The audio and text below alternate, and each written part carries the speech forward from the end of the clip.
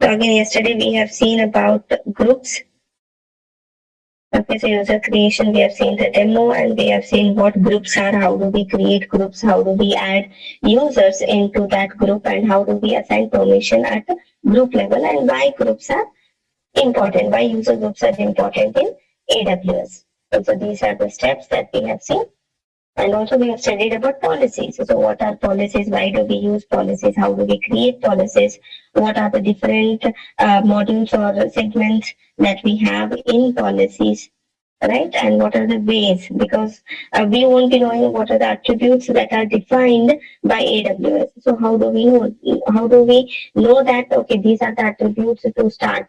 So it is AWS colon. So sorry, for example, if it is EC2, to colon describe tags. So this will describe the tag. So how will I know whether it is easy to describe D is capital, instance I is capital. So it is start instance, stop instance. So how do I know all these things? Right. So there are developer documentations released by AWS. So either we can refer to them or there is a policy generator. Okay, so there is this policy generator which will help us to generate policies. So we can select what is that we are interested, what type of policy we are looking at, and what are the services we want to utilize using those policy creators. Okay. So to what type of rules, what type of restrictions we are trying to create on the identities that we have created. So when I say identities, it is our users, it is our groups. Okay. So what type of restrictions we are trying to impose on the identities that we have created. So we write policies to achieve the same. Right. Today we'll say something called as roles. So 1 minute.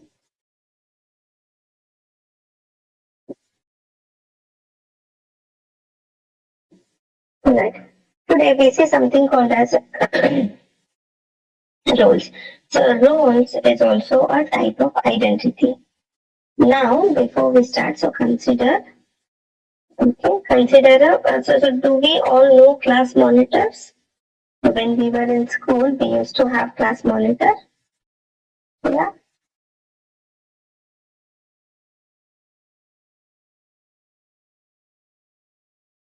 Okay.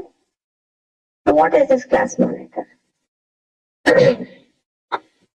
So your principal or your headmaster. Okay. So headmaster would have set of rules written. Okay. So whichever student becomes a class monitor, okay, he or she should, for example, collect notes, distribute test papers. Okay. Distribute the test papers and monitor the class while teacher is outside. Okay. So these are a few of the rules that anybody assuming the role of a class monitor should adhere to. Okay. And also she had some rules like, okay, every week there will be one class monitor. So 1 week,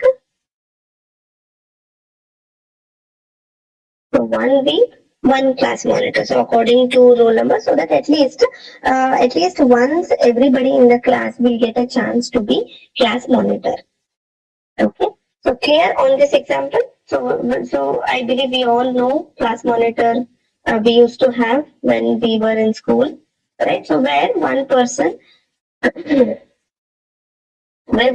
will get to be a class monitor for 1 week, and his responsibilities are, so he will have to collect the notes or collect homeworks, right, and distribute test papers if there are any tests conducted. So it's his responsibility. Teacher will hand over all the test papers to the class monitor, and class monitor will distribute it to all the students, and to monitor or to maintain silence in the class. So while teacher is not in the class, so class monitor used to note the names down of people, of the students who are talking, okay, or who are making noise in the class, to maintain silence in the class basically. So he or she, class monitor, used to note down names of the class, and he or she would hand over it to class teacher when the teacher comes back, right? So these are few roles Okay, so these are few rules that a class monitor will adhere to. Now, this class monitor is just a name. Okay, so unless any person is assigned to it, okay, like roll number 1, roll number 2, roll number 3. Okay, so first week according to alphabetical order. So A, B, and C. So some name starting with A. Okay, Aditya, for example. Some name starting with B, Bhairav. Some name starting with C, Chetan. Right? So names like this. So Aditya is roll number 1, and class teacher will come in and say that, okay, roll number 1, Aditya. Now you are the class monitor for 1 week. Okay. So now Aditya is an identity. Aditya is a person who is assuming the role of class monitor and for a week, and it is temporary. And next week, so till then these rules doesn't make any sense. Okay, yes. So there are rules: a collection of the notes, distribution of test papers, monitoring the class, maintaining silence in the class. So these doesn't make any sense unless you assign it to a person. Okay, so the rule is named as class monitor. The role is named as class monitor. So class monitor is a role, and that role has to be assigned to a student. Okay, to an identity. And the second week it is Bhairav, third week it is Chetan. Okay, so unless the role is assigned, so unless your class teacher comes in and then mentions in the class that starting from today, so Bhairav is our class monitor. Then Bhairav starts assuming that role for next 1 week. Okay, when I say assume, so he will have to follow this checklist. He will have to follow these responsibilities. And after a week, he will not be class monitor anymore, and he need not function all these things. He need not maintain silence in the class. He need not collect the notes. He need not be responsible about distributing the test papers in the class. Okay, because somebody else, roll number 3 would have been the class monitor next week. So clear? So clear, because depend if you understand this example well, you understand the roles well on AWS, because that is little confusing, because we have policies, we have users, we have user group, and now it is roles. Okay, so this is like little complicated technically when you try to understand. So understand this example really well. So if you have any queries here, I can clear. If you are understanding this example well, then I will be explaining about the technical things. Okay. So roles is nothing but set of set of privileges or set of rules. Okay, that will be assumed by an identity. Okay, that will be assumed by an identity, and that identity is called class monitor. Okay, now A is class monitor, for example. So Aditya is class monitor, and also Aditya is user. Try to know the difference. So for Aditya, role assigned is class monitor. However, Aditya is a normal student also in the class. Like B is a student, C is a student, right? So they all belong to class 10th or grade 10th, whatever. Okay. So grade 10th, A is also a user or a student, and for time being he is assuming the role of class monitor, and after a week it comes to B. Now B is also an individual user, so he is having his individual responsibility, like he has to do his homeworks, and he has to prepare for test, and whatever questions are being asked in class he should answer to teacher, right? So these are his individual responsibilities. So A is also having his individual responsibilities. So come to class on time. So A, if 8 o'clock school starts, A, B, C, all the students in grade 10 should be in the school by 8 a.m. Right? And they should come properly dressed in a school uniform. They should comb their hair, cut their nails. They should be tidy. Okay, they should follow proper hygiene. They should get their lunch boxes. They should get their books. Right. So these are some of the rules or some of the policies every student should adhere to. Okay, so every user, so compare the words, listen to the words carefully. So these are all, you can treat them like AWS users. So users are having some set of rules, the set of permissions, that is policies. So the individual resources on AWS, individual users on AWS, I assign some policies. This user is able to start the machine, stop the machine, view the machine, access S3 bucket, create users. So all such policies I set on these individual users, just like in the school. So all the students in the school adhere to the policies. Okay, adhere to rules like come on time to school, be dressed in your school uniform only, right? And get all your notes. So these are some rules, some policies that I am assigning to all the students. It's applicable to all the students, right? But however, there is some exception when I assign role to a student. Like class monitor is a role. I'm assigning this role. So again, what is this role? Set of permissions, right? So group of permissions apart from the generic permissions that everybody is having. Okay, I assign this role, class monitor role. So what is the class monitor role? Class monitor role should adhere to or should follow all these rules, should have all these policies attached to it. Okay, then create a rule. Sorry, then create a role. Okay, so these are set of rules, that is policies. Okay, club all these policies and name this as class monitor role. So now keep this flexible. So whoever want to be a class monitor, whoever is class monitor, they will assume that role of class monitor for that week. So roll number 1, roll number 2, roll number 3. Again temporary. So again A only for 1 week. So Aditya roll number 1 for first week they will be able to he will be assuming the role of class monitor. Okay, after 1 week, he will no longer be a class monitor. He will no longer have these additional policies to follow, additional rules to follow, because he is no longer assuming the role of class monitor because 1 week is over. After 1 week, automatically it is role number 2. Okay, so teacher will tell role number 2, Bhairav, now you are class monitor for this week. So then Bhairav will stick to all these policies, additional policies. Individual policies he has, individual roles he has. Okay, with individual roles, he will have additional role to play. Okay, so clear till here? Any queries you have in this? If you have any difficulties understanding this, so you will have confusion understanding the roles. Okay, Asha says good, understood. Alright, now let's get into technical details. Okay, Bhairav, thanks for confirming. Now let's get into the technical details of roles.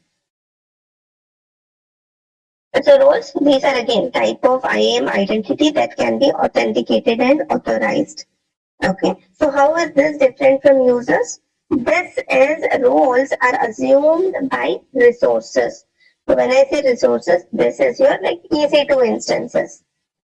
Okay, like S3 buckets.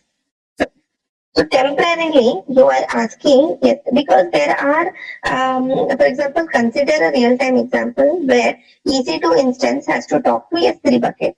So in S3 bucket, I have stored some photos and some videos, and I have published my website in EC2 instance, okay, in a machine. That machine need to have access to S3. Again, if you remember one thing, thumb rule that everything disabled, every other permission privileges is disabled on AWS. Nobody can just like that go and try accessing, try talking to other resources. No, it is not possible. So explicitly, because it's like highly secure. Okay, so not even one single user, if user gets created, he will have permissions. No, he will have no permissions at all. He will just be able to log in. He will not be able to view anything. He will not be able to do any write operation, read operation, update, delete, nothing. Okay. Similarly, the rule applies to resources also. Like EC2 instance, I create an EC2 instance. And what will that EC2 instance be doing? So whatever ports I open, external world will be able to talk to that machine on that port. For example, when I was provisioning an EC2 instance, I showed you that RDP open to all the IP addresses, SSH open to all the IP addresses, and anybody can connect to this machine on SSH. Anybody can RDP to this machine, right? Open the ports, HTTP, HTTPS. So internet connection is, browser connection is available on this machine, right? So now, apart from that, now that EC2 instance want to talk to another resource. Very good use case that my images and photos, videos I have stored on S3 bucket. And the website that I've hosted on EC2 instance want to refer to those images. That means there has to be a connection between my EC2 instance. Okay, there has to be a connection. So this is my EC2 instance. Okay, so this is my S3 bucket. Okay, so here I have stored some photos and some videos. Okay, now I have hosted my website here. So this is my EC2. I have hosted my website here. So from here, EC2 instance want to talk to S3. So by default in AWS, as I told, this is not possible because EC2 is not having that permission. EC2 is not having that permission, is not having that policy attached to it. Okay, policy attached to it to go and access other resources. So what we do, we create a role. Okay, so we create a role. In that role, I will tell that okay, EC2 instance can talk to, have read-only access, have full access. Set of policies I will attach to this role. Now this role will be attached to EC2 instance. Okay, if it was a user. Okay, if it was a user. So yesterday I was talking about Tom, Jerry, Bhairav, Bob, all those things, right? So those are my users. For users, directly I will assume, directly I will attach these policies. So they will start playing that, start acting according to those policies. Start EC2 instance, they will be able to start. And deny stop, yes, it will be denied. So things like that. Users, individual policies I can assign. Roles, policies I'm assigning to the resources, like EC2 instance. Now EC2 instance is also an identity. Okay, user is also an identity. Okay, so now EC2 instance is assuming the role. Okay, and that role will have some specific policies attached to it, like access S3 bucket. Okay, so it is access access S3 bucket, full access on S3, or read only access on S3. So whatever is specified here in the policies and role is created, so that role gets attached to EC2 instance, and EC2 instance will accordingly be able to talk to S3 bucket. So able to read or list or write, do anything that is specified in policies. So clear till here? Assigning policies. So directly there is no way on AWS for me to attach these policies to EC2 instance like I do for users. So I create users and I assign permissions and I assign these policies like yesterday and day before yesterday we had seen. But however for EC2 instance, how will I do that? So I do that using a next construct called roles. Okay. The type of IAM identity that can be authenticated and authorized. Now I can authenticate and authorize this identity. Okay, authorize to access, authenticate that this is the legitimate user accessing the or having permission is an authorized user to access your S3 bucket. Okay. So these are set of permissions issued for applications or services to access AWS resources securely, work using security token services. So now how do they work?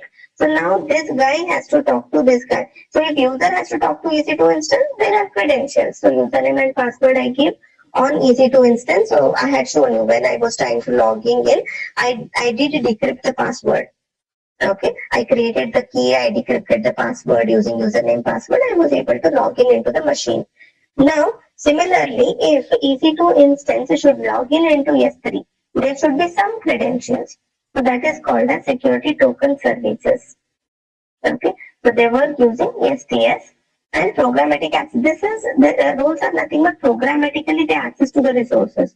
If it is user like physically they log in through the browser. I was logging in as by the username password, logging in into the console, logging in into EC2 instance.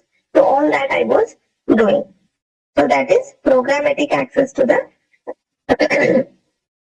sorry, so that is physical access to the resources. Now, programmatic access is EC2 instance. You will not explicitly log in from EC2 instance into S3 bucket. So, programmatically, not physically, like we all key in the username password. So backend, when we try to hit some command, it will try to authenticate. We will not enter those username and password. So EC2 by default on its own, it will authenticate to S3 bucket. Like we users will not interpret that. Okay. So I'll show that in a demo so that it will be little more clear to you guys. So roles are nothing but it's a type of identity that can be authenticated and authorized. Okay. Now set of permissions issued for applications or services. So again, these roles are assigned to some applications or services to access AWS resources specifically. Okay, or in specific resources to access specific resources securely, we give permission to other services or applications like my web applications running in EC2. So EC2 web app want to talk to S3 bucket. So how that is done using roles. Okay.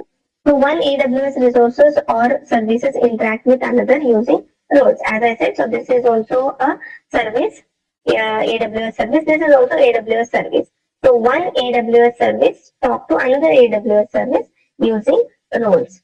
So temporary credentials will be provided to entity. So temporarily, when there is a role attached to EC2 instance, temporarily again we need not worry about this. All this happens in the backend. So when I just assign this role, there are credentials which are given to EC2 instance using which EC2 instance will talk to S3 bucket. Okay. So those are temporary credentials. Again, we need not worry. It is by default. It is taken care by AWS. So entities can interact with each other for a specific task or for specific session. So again, as class monitor role cannot be or long. There is some restriction like every week, every 2 weeks, or every month there is the class monitor gets changed. Right? So one student is class monitor for 3 days, for 4 days. Okay, or for specific period of time. Similarly, EC2 instance also when the role get attached. So this is for a specific amount of time. Okay, not throughout its EC2 instance lifetime, it will go on accessing. I can attach and detach roles from EC2 instance to one session or one task that I am trying to perform. So one AWS account can access a resource from another AWS account. So one AWS account, so meaning is a one machine.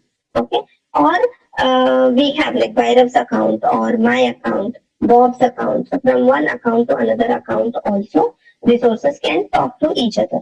So federated users get access to AWS resource using roles. Okay. So federated users, again on-premises users, as I had given you assignment, right? So to check how can I onboard. So that is also called as those users are also called as federated users. So I have users on-premises Active Directory. Okay. So on-prem Active Directory local to my organization. Now I get all of them, I onboard all of them onto my AWS. And on AWS, how do I give them permissions? So I create some roles and I keep it. So if users also, they can assume roles, like EC2 instances can assume roles. So individual users, I can put them into group because 10 lakhs of employees I have. And then I can attach a role to them instead of attaching like single policies. Okay, so for example, instead of creating policies saying that okay, S3 this access is provided, EC2 this access. So instead of creating individual policies, attaching 10 individual policies to that user, so I can create a role, and that role I can directly attach it. Okay, getting the difference? So I have a user here. Okay, and I have list of policies. So yesterday, if you had seen 1000 plus policies we have, right? So 1000 plus policies we have. Now this user, if this user has to be assigned with say 20 policies. So what I will do, I'll go to user, click on that user, and I will start checkboxing all those 20. Okay, all those 20 policies I will checkboxing. So it's a difficult task for me, and I might miss checkboxing any of these things. And any new user coming in, all these roles he needs, one way is I can do it using group. So even at group, if I'm trying to assign policies, like 40 policies or 400 policies I'm trying to attach, just imagine checking it like those many times. Okay. So instead of this, what I will do, I will group all these policies. Okay. And I'll create a role. Okay, I'll create a role and I'll say that, okay, all these policies are under this role. So any user coming in, I will assign this role to that user, federated user. Okay, so it's easy compared to assigning, or I can assign roles can also be assigned to EC2 instance, roles also can be assigned to users. Okay, specifically the federated users, the on-premises users that they are coming in into AWS, that are getting onboarded onto AWS, then I get they get assigned with the roles. So no credentials or access keys are required. So again, when there is a login, EC2 instance, want to log in into S3, access S3. So there are no credentials that are required. So by default, roles will take care of that. So policies are attached to roles and roles are attached to resources. Again, I will add this the same thing. So again, class monitor analogy, which I've already explained. Okay. Okay. So this is how you try to create IAM roles. Okay. So then